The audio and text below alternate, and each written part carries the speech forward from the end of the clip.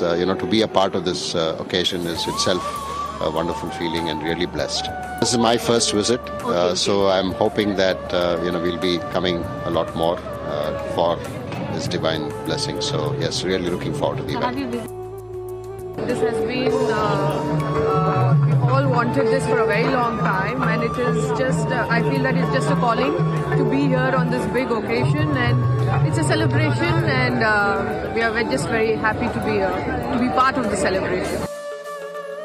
I think कि हम सब के लिए बहुत ही बड़ा दिन है और मेरा सौभाग्य है कि मुझे यहाँ पे आने का मौका मिला और राम जी के दर्शन होंगे यहाँ पे, तो we are waiting for the moment जब हम सबको दर्शन मिलेंगे और बहुत ही बड़ा दिन है और कोई खुशी ही, मतलब मैं जाहिर नहीं कर सकती हम कितने खुश हैं, तो देखते हैं। और मैं आने वाले टाइम में यही बोलूँगी, लोग आए यहाँ पे, मेहनत के साथ साथ आस्था भी रखें और देखते हैं अब दर्शन कैसे रहेंगे। শঙ্কর মহাদেবন, চিরঞ্জীবী, অনিল কুম্বলে, সাইনা নেহওয়াল তারা সকলেই এসে উপস্থিত হয়েছেন।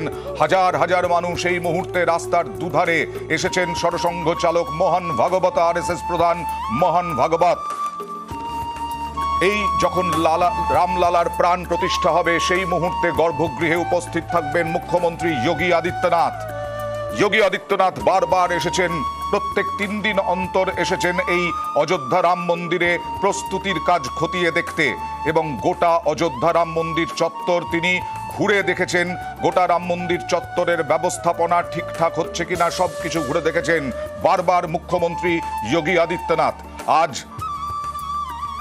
রাজনাথ সিং, প্রতিরক্ষা মন্ত্রী রাজনাথ সিং, তিনিও এসে উপস্থিত হয়েছেন। আর কিছুক্ষণের অপেক্ষা, 11:16, 12:05 থেকে 12:55 পর্যন্ত রামলালার প্রাণ প্রতিষ্ঠা করবেন প্রধানমন্ত্রী নরেন্দ্র মোদী। তিনি গত কয়েকদিন ধরে বিভিন্ন মন্দির, দক্ষিণ থেকে পূর্ব, বিভিন্ন জায়গায় পূর্ব থেকে দক্ষিণ বিভিন্ন মন্দিরে গিয়েছেন, মন্দিরে পুজো দিয়েছেন, সেখানে কোথাও সাগরে কোথাও নদীতে স্নান করেছেন, এবং তারপরে আজ তামিলনাড়ু থেকে সোজা অযোধ্যায় মহর্ষি বাল্মীকি বিমানবন্দরে, যা কয়েকদিন আগেই অযোধ্যা রেল স্টেশন যেমনভাবে পুনর্নির্মাণ এবং নতুন করে উদ্বোধন হয়েছে, তেমনভাবেই বিমানবন্দরেরও উদ্বোধন হয়েছে মহর্ষি বাল্মীকি বিমানবন্দর। সেই মহর্ষি বাল্মীকি বিমানবন্দরে নামেন প্রধানমন্ত্রী নরেন্দ্র মোদী, তারপর চপারে করে তিনি পৌঁছে যান অযোধ্যায়। আর অযোধ্যা যাওয়ার আগে, অর্থাৎ এই চপার থেকেই একেবারে পাখির চোখে অযোধ্যা মায়ানগরী হয়ে উঠেছে।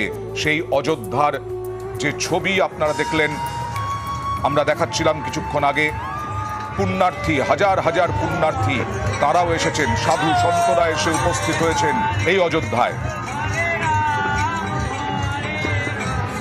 ভক্তদের ঢল এই মুহূর্তে কোন কোন জায়গা থেকে মূলত, সোমরাজের সঙ্গে কথা বলবো। সোমরাজ, মূলত কোন কোন জায়গা থেকে, বাংলা থেকেও সাধু সন্তরা গেছেন কিনা?